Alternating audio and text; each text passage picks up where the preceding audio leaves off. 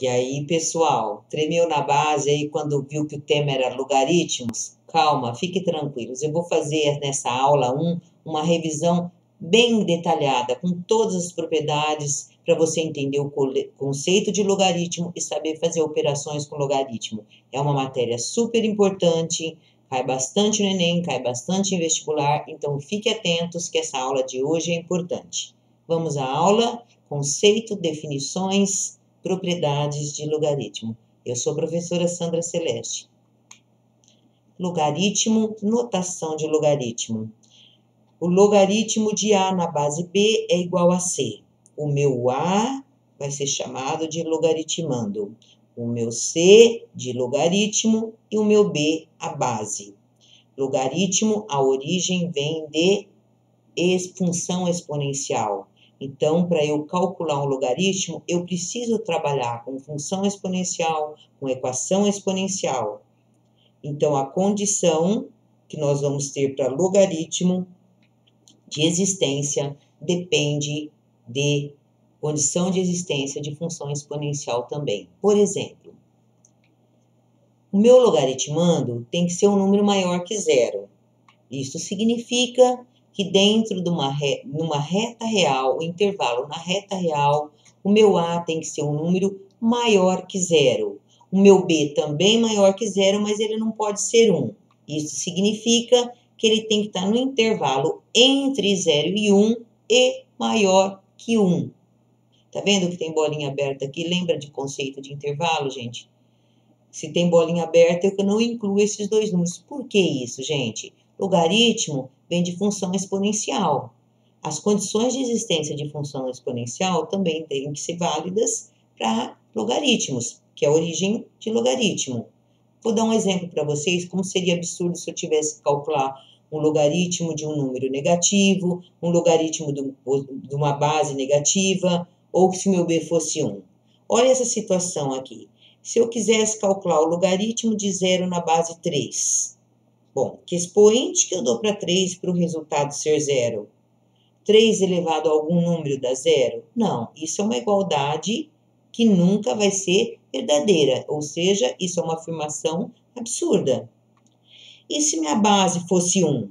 1 elevado a quanto dá 3? Não existe nenhum expoente possível para essa condição ser verdadeira, para essa afirmação ser verdadeira. Então, essa igualdade é absurda. A minha base nunca pode ser 1.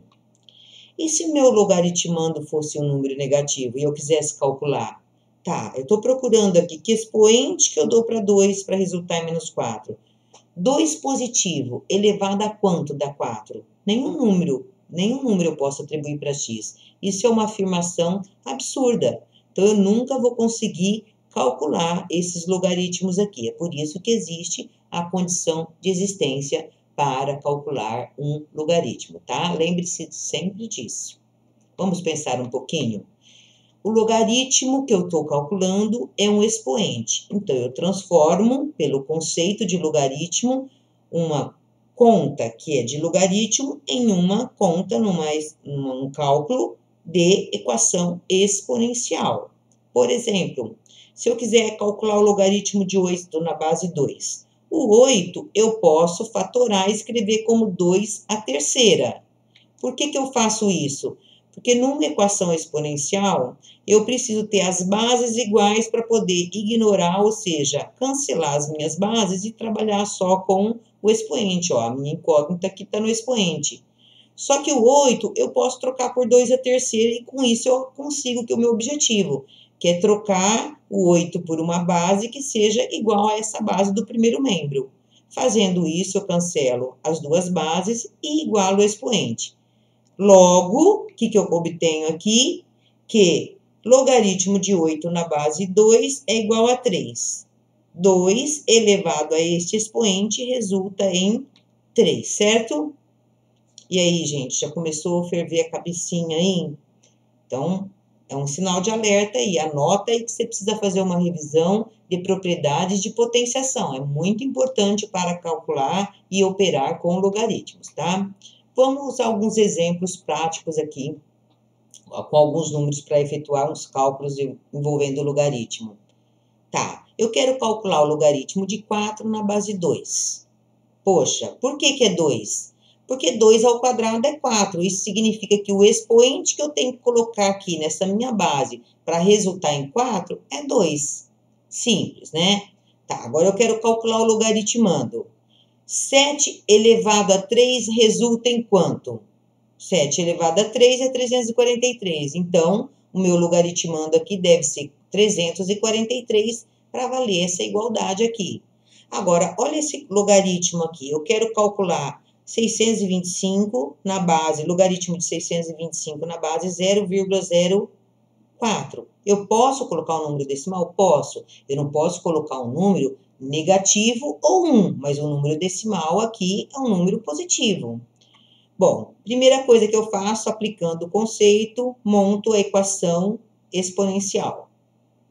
Tá, não é conveniente que a gente trabalhe potência com número decimal, é mais complicado. Então, eu transformei em fração, 4 centésimos. E 625 eu transformei em potência, uma base 5. 625 é 5 elevado a 4. Tá, simplifiquei essa fração e escrevi 4 sobre 100 como 1 sobre 25. E aqui, ó, já saquei que a minha base é 5, troquei 25 por 5 ao quadrado. Tá, só que se minhas bases têm que ser iguais, esse 5 aqui tem que ficar aqui em cima. Então, 5 elevado a 2 no denominador fica 5 elevado a menos 2 no numerador, o inverso, lembra? Fração inversa. Bases iguais, cancela a base, menos 2x igual a 4, passo 2 dividindo, fica 4 dividido por menos 2, que dá 2. Vamos entender aqui, gente, o que significa, então, que se eu pegar 0,04 e elevar a menos 2, eu obtenho o resultado 625. Certo, gente? Então, vamos às propriedades. Olha, essas 3 propriedades são extremamente importantes. Para quê? Para a gente conseguir realizar cálculos que têm expressões, né? Com vários logaritmos. Olha só, essa propriedade ela é bem conveniente, ela é bem interessante, facilita bastante os cálculos. Se eu tenho um logaritmo de um produto, eu posso transformar numa soma de logaritmos. Se eu tenho um logaritmo de um quociente, eu posso transformar em diferença de logaritmos. Se eu tenho um logaritmo de potência, eu posso transformar num logaritmo de produto. Como?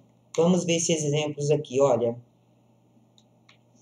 Vamos supor que eu quisesse calcular o logaritmo de 144, mas em função de A e B. Não importa aqui quanto que é o valor do logaritmo de 2. Eu chamei de A e chamei o logaritmo de B, de 3 de B.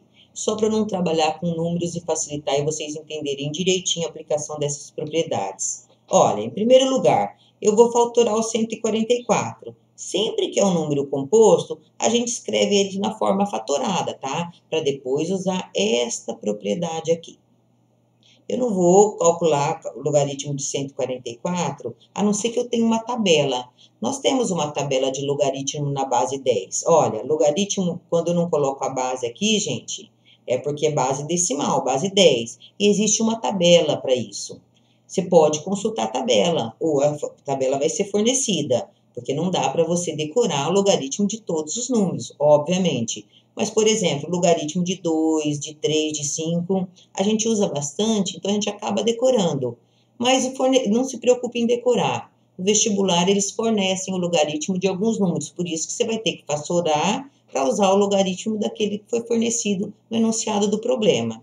Aqui foi fornecido o logaritmo de 2 e de 3, então vou fatorar o 144 e vou trocar o 144 pela fatoração dele, ó, forma fatorada. 2 à quarta vezes 3 ao quadrado é a mesma coisa que 144. Tá vendo que aqui tem um produto? O que eu vou fazer? Usando esta propriedade, vou transformar numa soma de logaritmos. Agora, olha só, tá vendo que tem potência? Agora, eu vou usar esta propriedade, ó. Este valor a gente chama assim, ó. Eu vou tombar esse C, ele vai virar um produto. Logaritmo de 2 elevado a 4 é a mesma coisa que 4 logaritmo de 2. Logaritmo de 3 elevado a 2 é a mesma coisa que tombo 2 vezes logaritmo de 3. Olha como que vai ficar agora, depois que eu apliquei essas propriedades aqui. 4 logaritmo de 2 mais 2 logaritmo de 3.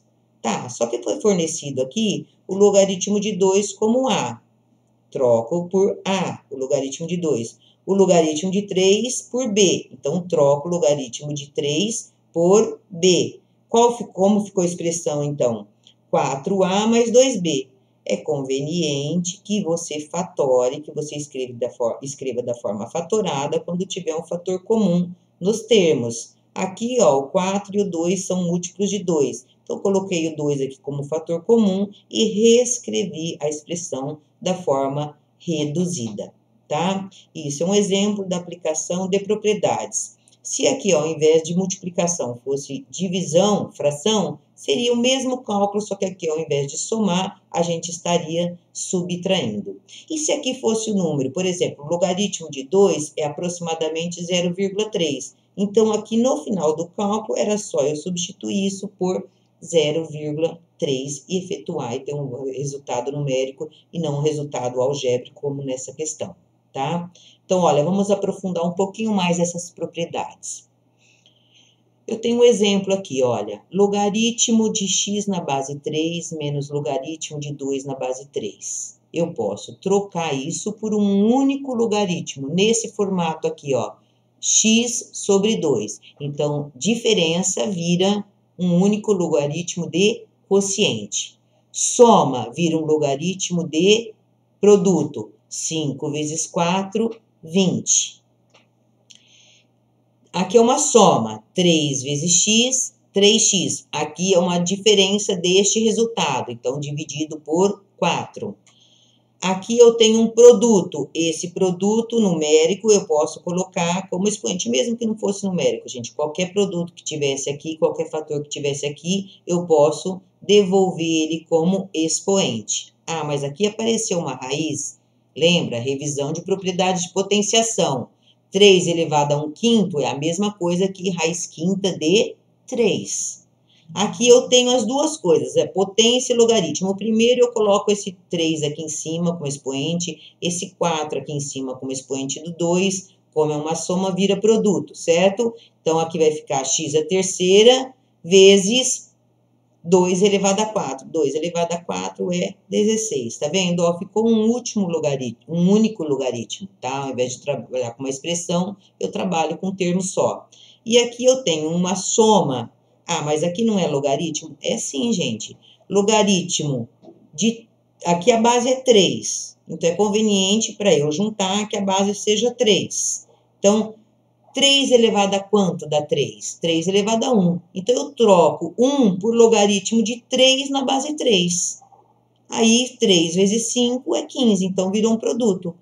Agora, vocês observaram que todas as operações que eu fiz aqui, as bases são iguais. Então, essas propriedades eu só posso utilizar se as bases forem iguais. E se as bases não forem iguais, o que eu faço? Eu tenho que fazer mudança de base, tá? Para poder ficar igual e poder operar. Eu só posso deixar um único formato, um último logaritmo, se forem 2 logaritmos de base igual. Então, olha só, eu tenho um logaritmo de um número numa certa base. Eu quero trocar essa base aqui por uma que seja conveniente, a que eu quiser, tá? E aí, no exercício vai ser conveniente eu trocar por um valor. Aí eu determino. O que acontece? Isso daqui, esse logaritmo, vai virar uma fração de logaritmos. Esse meu logaritmando vira o meu logaritmando do meu numerador.